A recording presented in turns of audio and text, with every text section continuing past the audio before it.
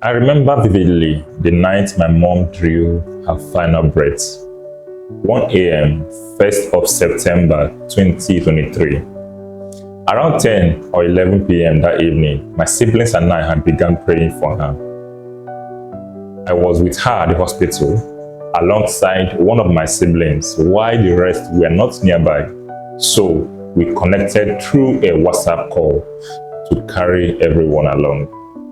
It was an intense, heartfelt prayer of supplication and intercession. Her condition had become dead, and my spirit was deeply troubled even as I prayed. I gazed in deep-seated agony as my once vibrant mom lay unconscious on the hospital bed, teetering between life and death. It was in the midst of our prayers that it came, the last seizure that delivered the final blow. As the beeping sound of the life support monitoring her heartbeats became more frequent, we called for the nurse on duty to come check what was going on. Meanwhile, I stood watching as she took her last breath.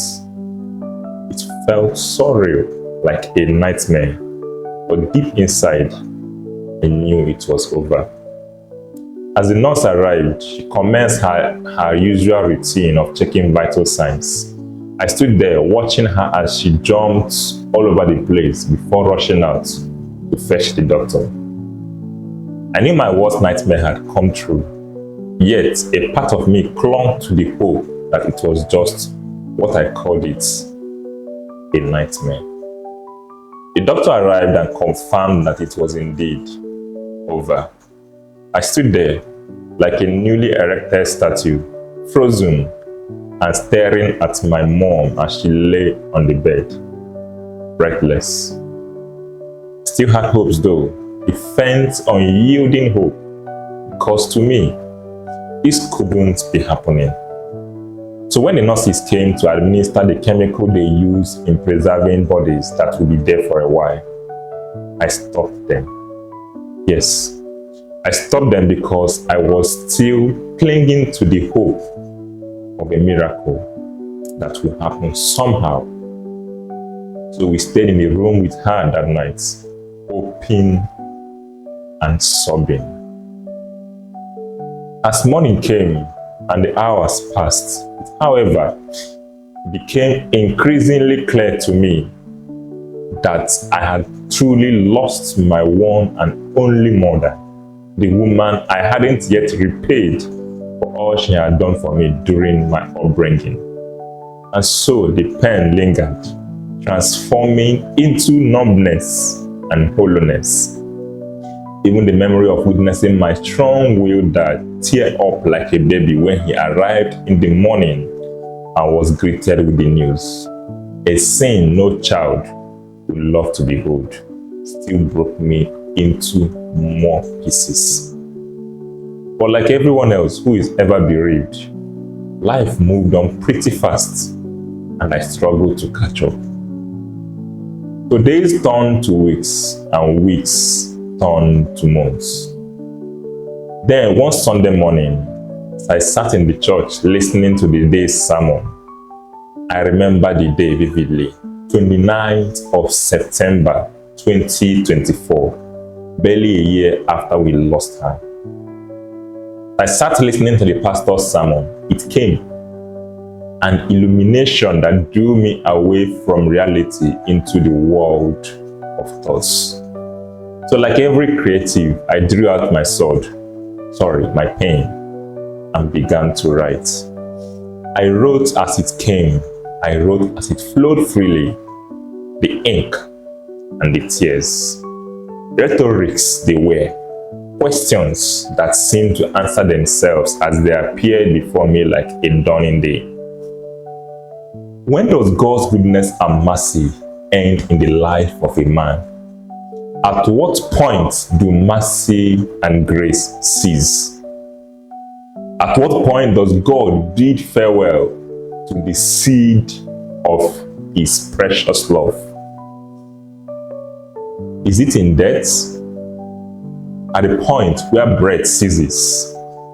Is it in stillness when the heart stops pumping? Is it in the grave when hope is far gone? Is it in the darkness of the tomb where the power of death holds sway? When mortality reunites with Mother Earth, when faces and smiles become distant memories, when names are long forgotten, when it is just dry bones that remain. At what point does mercy cease? At what junction does God look away?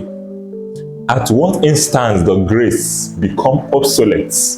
At what moment does God forsake his chosen people? Did he not remember his son in the tomb? Did he allow his only begotten to perish in the abyss? Did he not give him breath on the third day? Did he not restore his life and his glory for eternity? For what use is grace and mercy if it does not transcend beyond this life, beyond this ebbing mortality, to bring into glorious eternity those saved by grace, by goodness, and by mercy? What use does grace and mercy possess if their function ends in this ephemeral sphere, in this vanity where everything ends in dust? For the power of grace and mercy is made manifest in the resurrection, when Christ rose from the dead, defying the grave and the power thereof. The words hit me like a thunderbolt. I began to realize that mercy wasn't confined to life. It was eternal, reaching even beyond death. It wasn't limited to the fleeting years of our fragile existence. It extended to the infinite, to a love so vast, so deep, it could not be conquered, not even by the grave. It was then I understood God's mercy had not abandoned us. It had not abandoned our mother. It never does. It outlasts death, darkness, and even the silence of the tomb. Mom knew these truths, and now it has become my eternal consolation. For nothing has been created, and nothing ever will be created with the power to separate the chosen from God's endless love. Not even death, not even Hades, not even the grave.